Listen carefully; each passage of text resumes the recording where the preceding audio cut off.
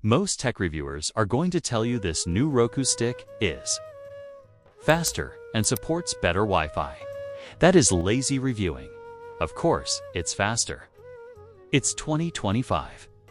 The real question, the one nobody seems to be asking, is whether Roku has finally fixed the three massive annoyances that made us all consider switching to Google TV or Apple TV last year. I've spent the last 2 weeks torturing the Roku streaming stick 4K 2025 edition. I've run it on terrible hotel Wi-Fi.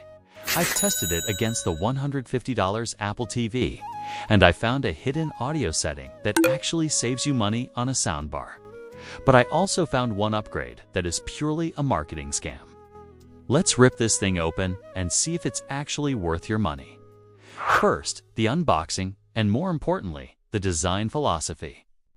Roku has finally ditched the ancient micro USB power port. We are looking at USB-C power delivery. Why does this matter to you? It means if you lose the cable, you can literally use the same charger you use for your phone or laptop. You don't need to hunt for that one cable from 2014 anymore. However, they kept the long-range receiver built into the power cable itself. Do not lose this specific cable. If you swap it out for a generic USB-C cable, your Wi-Fi range will drop by about 40%. I tested this. With the official cable, I got full signal in my basement through 2 concrete walls. With the generic cable, it buffered every 30 seconds. Keep the cable. Let's talk performance. The box says, new quad-core processor. That means nothing. Here is what it feels like. On the old stick, you click Netflix and you wait. 1, 2, 3 seconds. You see the spinning circle.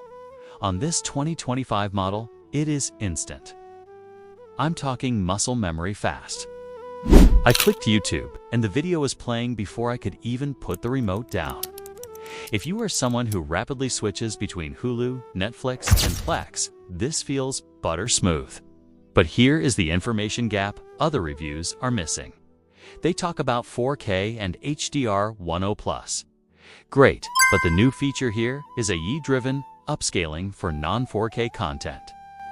I watched an old episode of The Office streamed in 108p and the stick sharpened the edges and corrected it in real time. It doesn't look like fake soapy motion smoothing. It just looks crisp. If you watch a lot of older content or YouTube videos that aren't in 4K, this feature alone is worth the upgrade. Now, we have to address the honesty gap. The user interface. Roku has always been the simple option. A grid of apps. No clutter. That is changing, and not for the better. The home screen is now roughly 30% advertisements. The right third of your screen is a massive billboard for movies Roku wants you to rent. And even worse, I found lag when scrolling past these ads. The hardware is powerful, but the software is bloated. If you are buying this for an elderly parent because Roku is simple, think twice. It is getting harder to tell the difference between an installed app and a sponsored recommendation. Let's talk about the remote, because this is where Roku usually wins. The 2025 stick comes with the Voice Remote Pro V3. It is rechargeable, which is great. It has backlit buttons, which is essential for movie nights. But the killer feature here is the lost remote finder that actually works. You press a button on the stick or use the app, and the remote screams at you. But here is the hidden feature I mentioned earlier, deep in the audio settings.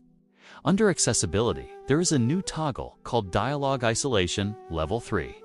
I tested this against a $200 Samsung soundbar. I turned the soundbar off and just used the TV speakers with this Roku setting on. It uses the stick's processing power to drop the bass and boost the vocal frequencies. It made muddy dialogue crystal clear. If you have trouble hearing voices in Christopher Nolan movies, you do not need a new soundbar. You just need to flip this switch. It is genuinely magic. So, the killer comparison. Who is this for? If you are looking at the Fire TV Stick 4K Max, you are choosing between ads and more ads. But Amazon's interface is chaotic. Roku is still cleaner, even with the new bloat. If you are looking at the Chromecast with Google TV, that device is smarter. It gives you better recommendations, but it is also slower. The Roku 2025 smokes the Google TV stick in raw speed. If you are looking at the Apple TV 4K, the Apple TV is still the king of picture quality and zero ads. But it costs 3 times as much. Here is the verdict. Is the Roku Streaming Stick 2025 worth it? If you are still using a Roku from 2021 or earlier, the ones that do unsupport Dolby Vision or feel sluggish by this immediately. The speed increase, the USB-C, and the Wi-Fi stability are massive quality of life upgrades. However, if you have the 2023 4K Plus model, do not upgrade. The AI upscaling is nice, but it is not worth $50. And honestly, the increase in home screen ads is a major turnoff. Roku has built a piece of hardware that is technically brilliant, but they are slowly ruining the software experience with greed. It's the best stick on the market for speed, but enjoy that clean interface while it lasts, because it is fading fast. Let me know in the comments, does the ad bloat bother you, or do you just ignore it? I'll see you in the next one.